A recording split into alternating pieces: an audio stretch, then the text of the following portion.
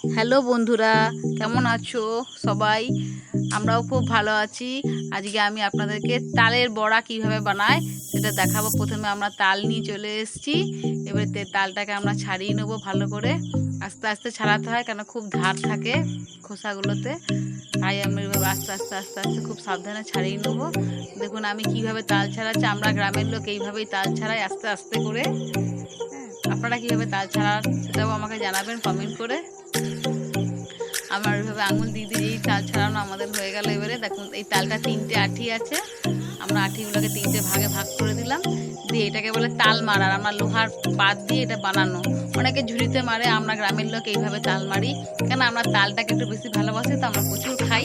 তাই আমরা এটাকে বানিয়েছি, বানিয়ে আমরা এটাতে করে তাল মারি। দেখুন এভাবে তাল ঘষে ঘষে কোনো কিছু থাকবে না, তালটা পুরো শ্বাসটাই বেরিয়ে যাবে।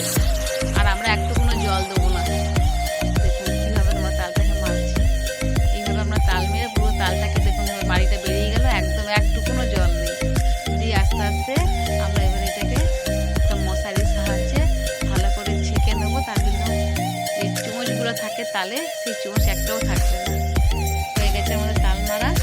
এবারে মশারির সাহায্যে আমি দেখুন কীভাবে মারি। এইভাবে মশারির সাহায্যে তালটাকে ভালো করে মেরে নিলাম। সব চোপাগুলো যেগুলো আছে তালের, সেগুলো সব বেরিয়ে গেল। রেডি। এবারে আমরা এর মধ্যে কী কী উপকরণ দিচ্ছি দেখে নিন আপনারা। প্রথমে মৌরি দিয়ে দিলাম। মৌরিটা একটু বেশি করে দিই, তাতে ভালো লাগে খেতে।